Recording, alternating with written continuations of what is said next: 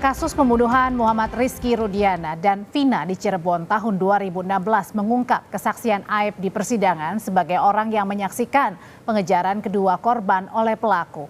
Jurnalis Kompas TV Masni Rahmawati dan juru kamera Andika Pratama mencoba menelusuri dan mengilustrasikan lokasi kesaksian Aib. 8 tahun berlalu, kasus pembunuhan Vina dan juga Eki ini masih meninggalkan banyak tanda tanya. Dari tahun 2016 lalu hingga sekarang, keterangan dari beberapa saksi masih menjadi sorotan. Adapun kesaksian dari Aib dan juga Deden, di mana dia menyebutkan bahwa mengingat jelas bagaimana ciri-ciri dari kendaraan sebagai barang bukti pada malam hari. Lantas, bagaimana keadaan dari TKP Jalan Saladara pada siang dan malam hari? Berikut penelusuran saya. Dua saksi yang jadi sorotan dalam kasus pembunuhan Vina dan Eki adalah Aib dan temannya Deden. Dalam kesaksian mereka dapat melihat jelas ciri-ciri motor dan tanda nomor kendaraan bermotor milik gerombolan geng motor malam itu.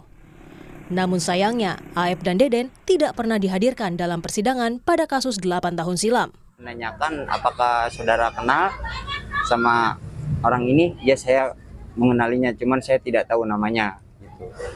Terus motornya apakah tahu motornya? Saya sebutkan, ya saya tahu motornya apa, Smash. Gitu saya. Smash warna pink gitu. Oh, si Peggy ini dulu motornya Smash? Iya. Waktu penangkapan itu saudara Peggy itu nggak ada ya. Dalam berkas salinan putusan sidang tahun 2017 lalu, Aib dan Deden bersaksi bahwa dirinya melihat dua orang yang berboncengan motor yakni Vina dan Eki melewati Jalan Saladara. Tepat di depan SMP 11 Cirebon, mereka melihat segerombolan geng motor melempari dan memepet Eki dan Vina di malam hari 27 Agustus 2016, sekitar pukul 22 waktu Indonesia Barat. Dalam kesaksian, Aib dan Deden melihat kejadian tersebut dari jarak kurang lebih 50 meter, tepatnya dari warung kopi dan fotokopi. Kami mencoba melakukan penelusuran ke lokasi kesaksian Aib dan Deden di Jalan Saladara, Cirebon. Kami akan mencoba membandingkan lokasi itu dengan keadaan beberapa tahun lalu. Kami mengecek melalui aplikasi Maps bagaimana penampakan lokasi tersebut di tahun 2015 hingga 2017. Dari penemuan kami, hanya ada warung fotokopi di samping tempat cuci mobil motor. Tak ditemukan warung kopi. Untuk memperkuat temuan, kami juga bertanya kepada pemilik warung yang berada tak jauh dari lokasi kesaksian Aib. Pemilik warung menyebutkan tak ada warung kopi yang berdekatan dengan warung fotokopi di tahun itu. Pemilik warung mempertegas wilayah itu minim penerangan dan sepi pada malam hari. Ibu, saya mau nanya ini kan apa? Dulu kalau itu di sini di depan itu yang ruko itu ada warung fotokopi, terus ada warung kopinya nggak, Bu? Nggak ada. Nggak ada. Khusus fotokopi, jual buku-buku, alat tulis, itu aja. Kalau warung kopi di sini di mana? Paling dekat? Nggak ada. Nggak ada. Ada juga di sana di dekat lampu merah, itu yang punya Madura. Jauh? Jauh. Ada berapa meter ke sini? 200-300 meter? 200-an kalau nggak salah, dari sini lampu merah paling juga 200. 200 ya? Nggak jauh. Nah, kalau misalnya tuh kalau di sini warung-warungnya itu buka sampai jam berapa sih, Bu? Jam sore, nggak ada yang sampai malam. Nggak ada sampai malam? Nah. Untuk memastikan kesaksian Aib dan Deden, kami kembali melakukan penelusuran malam hari. Sekarang sudah malam, saudara, dan saya berada di Jalan Perjuangan.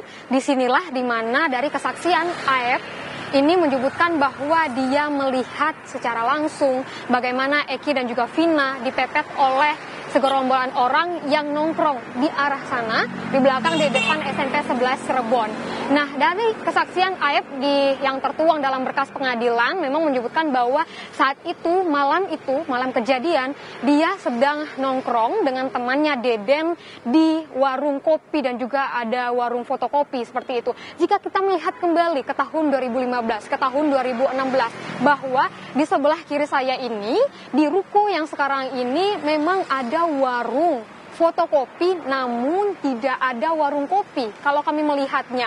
Namun pada kesaksian Aib dalam berkas persidangan menyebutkan bahwa ada warung kopi dan juga ada warung fotokopi. Nah, di sini kami juga akan mengilustrasikan bagaimana Aib dan juga Deden melihat dari Vina dan juga Eki ini dipepet, dilempari oleh segerombolan dari geng motor. Nah, dapat dilihat saudara ke arah sana sekitar 50 meter dari tempat berdirinya Aep, di tempat saya berada ini, tempat saya berdiri sini, mengarah ke sana. Dapat dilihat, kami ilustrasikan dengan ada motor yang menghidupkan sernya sebelah kiri. Kita anggap saja itu adalah Vina dan juga Eki, dan juga di sana ada segerombolan geng motor yang tentunya yang disebutkan oleh Aep di dalam berkas persidangannya. Kita melihat ke sebelah sana, saudara. Kita lihat hanya ada satu penerangan, hanya ada satu lampu penerangan di sana. Dan kalau misalnya kita melihat juga ke tahun 2016, memang penerangan hanya ada satu. Dan kita melihat ke arah sana, saudara, kalau jalanan ini memang kurang penerangan, gelap. Kalau misalnya kita melihat dengan mata telanjang, kita bakal bisa melihat ada motor di sebelah sana, ada orang di sebelah sana, namun kita tidak bisa melihat secara jelas bagaimana ciri-ciri motornya, bagaimana nomor plat motornya, dan juga siapakah orang yang ada di sana. Tapi dalam kesaksian Aep dan juga Deden, teman dari Aep ini menyebutkan bahwa dia bisa melihat secara jelas nomor kendaraan motor dan juga ciri-ciri motornya, serta bagaimana ciri-ciri orang yang ada di sana yang sejauh 50 meter dari tempat dia berdiri. Aep bersaksi bahwa dirinya melihat dengan jelas ciri-ciri motor, tanda nomor kendaraan, dan wajah pelaku malam itu, namun tak mengetahui nama mereka. Aep dan Deden ini sudah memberikan keterangan, dan keterangan mereka ini sudah ingkrah di persidangan beberapa tahun lalu. Namun, Aep ini tidak pernah dihadirkan dalam persidangan, sedangkan kesaksiannya menjadi salah satu pertimbangan pada putusan pembunuhan Vina dan juga Eki. Apakah polisi kembali akan menguji kesaksian mereka? Masni Ramawati, Andika Pratama, Kompas TV, Cirebon, Jawa Barat.